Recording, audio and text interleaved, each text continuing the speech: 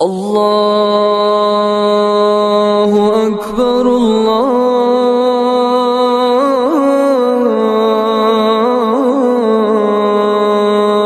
اکبر۔ السلام علیکم ورحمۃ اللہ وبرکاتہ۔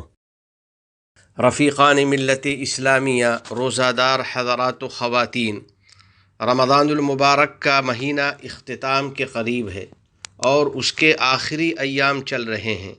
باری تعالیٰ نے ہمیں پورے ماہ مبارک میں اطاعت و عبادت کا حکم دیا ہے، اور آخر رمضان میں بطور خاص دعا و تسبیحات اور ذکر و شکر میں اضافے کی تاکید کی ہے۔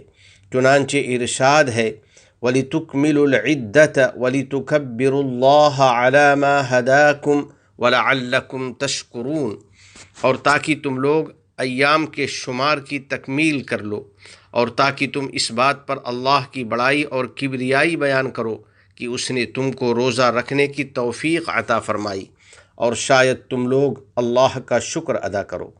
پس اللہ کی حمد اور اس کا کرم ہے کہ اس نے ہمیں رمضان کے فرائض ادا کرنے کی توفیق بخشی، اور اس کا فضل اور شکر ہے کہ اس نے رمضان المبارک کو اپنی مخلوق کے لیے مسابقت کا میدان بنایا، جس میں اس کے بندے نیکی اور طاعات میں ایک دوسرے سے آگے بڑھنے کی کوشش کرتے ہیں، اور اس کی رحمت و رضامندی حاصل کرنے میں باہم منافست اور پیش قدمی کرتے ہیں۔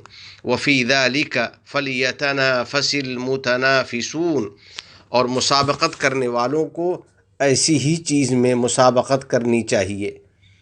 بس بندگان خدا نیکیوں کی طرف سبقت کرتے ہیں اور اچھے اعمال پر مداومت اور ثابت قدمی اختیار کرتے ہیں۔ یقیناً نیکیوں پر ثابت قدمی بہت محبوب ہے۔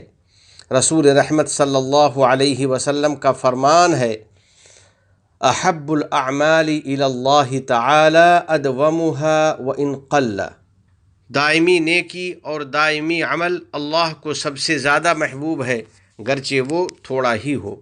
اور خود نبی رحمت للعالمین صلی اللہ علیہ وسلم کا معمول مبارک تھا کہ جب کوئی نیک عمل اور کوئی نفل شروع فرماتے تو اس پر ثابت قدمی اختیار فرماتے اور اس نیکی کو مسلسل اور برابر کرتے، اور اس دعا کا اہتمام فرماتے: یا مصرف القلوب ثبت قلبی علی طاعتک، اے دلوں کے پھیرنے والے، میرے دل کو اپنی اطاعت و عبادت پر ثابت و قائم رکھ۔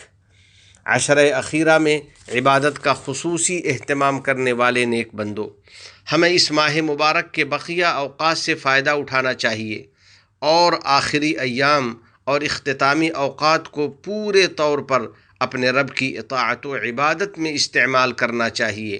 اگر خاتمہ بالخیر ہے تو انشاءاللہ سب کچھ خیر ہے۔ نبی کریم صاحب خلق عظیم صلی اللہ علیہ وسلم کا فرمان ہے: انما الاعمال بخواتیمها، اعمال میں آخر کا اور خاتمے کا اعتبار ہوتا ہے۔ اسی طرح ہمیں نمازوں کی پابندی اور عبادت میں مجاہدہ کرنا چاہیے، اور اپنے دلوں کو اور اپنے گھروں کو تلاوت قرآن سے منور رکھنا چاہیے، اور ہر وقت اور ہر حال میں بکثرت اذکار و تسبیحات کا اہتمام کرنا چاہیے، تاکہ ہمیں اپنے رب کی رضامندی حاصل ہو اور اپنے خالق و مالک کی جنت میں داخلہ نصیب ہو۔ یا اللہ، یا کریم، ہمیں اپنے ذکر و شکر کی اور اطاعت و عبادت کی توفیق دے دے، اور ہمارے لیے اپنی رضامندی اور جنت کی کامیابی کے ساتھ رمضان کا اختتام فرما، اور ہم مومنین کو اطاعت و فرما برداری کی توفیق دے دے۔ تیرا ہی فرمان ہے: یا ایھا الذین آمنوا اطیعوا اللہ واطیعوا الرسول واولی الامر منکم، اے ایمان والو، اللہ کی اطاعت کرو اور رسول کی بھی اطاعت کرو، اور تم میں جو صاحب اختیار ہوں ان کی بھی۔ صدقہ فطر کی ادائیگی کا اہتمام کرنے والے روزہ دار بھائیوں، صدقہ فطر ایک اہم اسلامی حکم ہے۔ یہ صدقہ بندے کو ان لغویات اور بیہودہ باتوں سے پاک کر دیتا ہے جو روزہ کے دوران اس سے سرزد ہو جاتی ہیں۔ نیز یہ مسکین کے لیے غذا اور طعام ہے۔ آپ صلی اللہ علیہ وسلم نے کچھ شرائط کے ساتھ ہر مرد و عورت اور ہر چھوٹے بڑے مسلمان پر اس کو لازم فرمایا ہے۔ اپنی طرف سے اور اپنی نابالغ اولاد کی طرف سے اس کا ادا کرنا واجب ہے۔ صدقہ فطر کو نماز عید سے پہلے ادا کر دینا چاہیے، پس جس نے نماز عید سے قبل اس کو ادا کر دیا تو وہ مقبول ہے، اور جو نماز عید کے بعد ادا کرے تو وہ عام صدقات میں سے ایک صدقہ ہے۔ صدقہ فطر کو قیمت اور پیسے کی صورت میں بھی ادا کرنا جائز ہے۔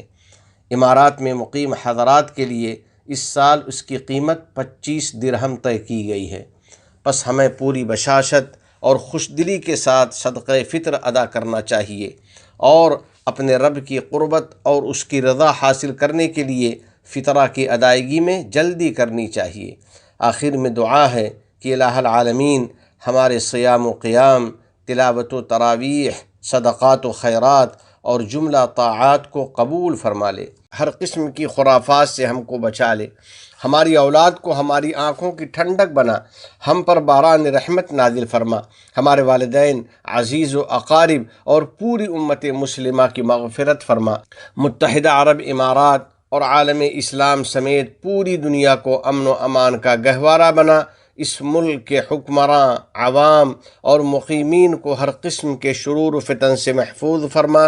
وفقنی اللہ و ایاکم لصالح الاعمال، وصلی اللہ علی سیدنا و نبینا و حبیبنا محمد وعلی آلہ وصحبہ اجمعین وعلی من تبعہم بإحسان الی یوم الدین۔